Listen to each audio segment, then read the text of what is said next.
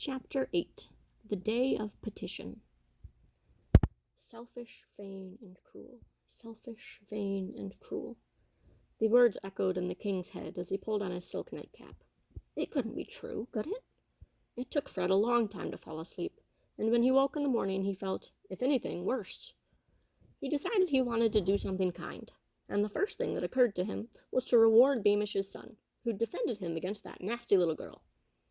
So he took a small medallion that usually hung around the neck of his favorite hunting dog, asked a maid to thread ribbon through it, and summoned the Beamishes to the palace. Bert, whom his mother had pulled out of class and hurriedly dressed in a blue velvet suit, was struck speechless in the presence of the king, which Fred enjoyed, and he spent several minutes speaking kindly to the boy, while Major and Mrs. Beamish nearly burst with pride in their son.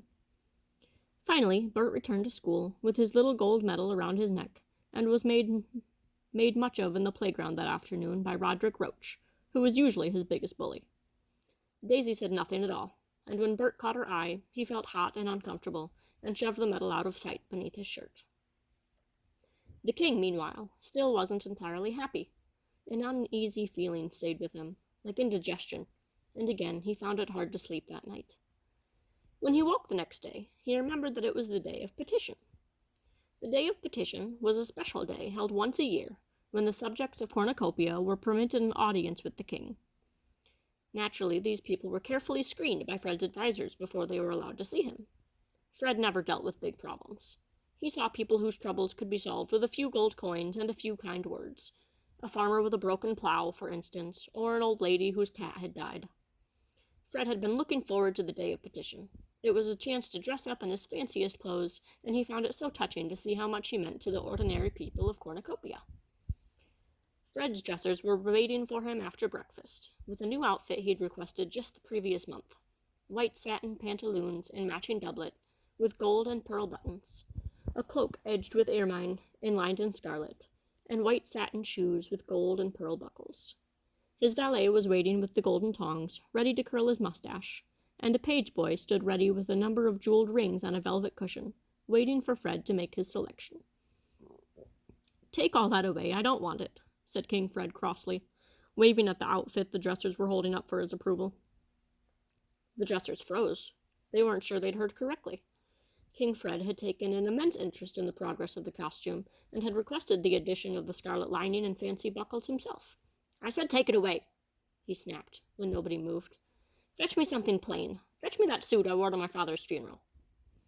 Is your majesty quite well?" inquired his valet, as the astonished dressers bowed and hurried away with the white suit, and returned in double quick time with a black one.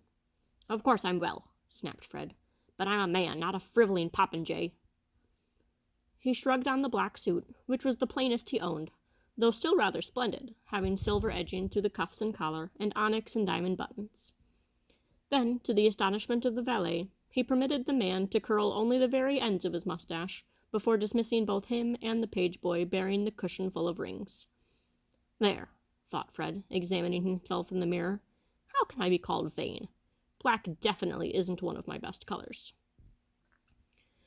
So unusually speedy had Fred been getting dressed, that Lord Spittleworth, who was making one of Fred's servants dig earwax out of his ears, and Lord Flapoon, who was guzzling a plate of Duke's Delights which he'd ordered from the kitchen, were caught by surprise, and came running out of their bedrooms, pulling on their waistcoats and hopping as they put on their boots. "Hurry up, you lazy chaps," called King Fred, as the two lords chased him down the corridor. "There are people waiting for my help." And would a selfish king hurry to meet simple people who wanted favors from him? Thought Fred. No, he wouldn't. Fred's advisors were shocked to see him on time, and plainly dressed, for Fred. Indeed, Herringbone, the chief advisor, wore an approving smile as he bowed. "Your Majesty is early," he said. "The people will be delighted. They've been queuing since dawn." "Show them in, Herringbone," said the king, settling himself on his throne and gesturing to Spittleworth and Flapoon to take the seats on either side of him. The doors were opened, and one by one the petitioners entered. Fred's subjects often became tongue-tied when they found themselves face to face with the real live king, whose picture hung in their town halls. Some began to giggle, or forgot what they'd come for, and once or twice people fainted. Fred was particularly gracious today, and each petition ended with the king handing out a couple of gold coins, or blessing a baby, or allowing an old woman to kiss his hand. Today, though, while he smiled and handed out gold coins and promises, the words of Daisy Dovetail kept echoing in his head. Selfish, vain, and cruel. He wanted to do something special to prove what a wonderful man he was, to show that he was ready to sacrifice himself for others. Every king of Cornucopia had handed out gold coins and trifling favors on the day of Petition. Fred wanted to do something so splendid that it would ring down the ages, and you didn't get into the history books by replacing a fruit farmer's favorite hat. The two lords on either side of Fred were becoming bored. They'd much rather have been left to loll in their bedrooms until lunchtime than sit here listening to peasants talk about their petty troubles. After several hours, the last petitioner passed gratefully out of the throne room, and Flapoon, whose stomach had been rumbling for nearly an hour, heaved himself out of his chair with a sigh of relief. "Lunchtime!" boomed Flapoon. But just as the guards were attempting to close the doors, a kerfuffle was heard, and the doors flew open once more.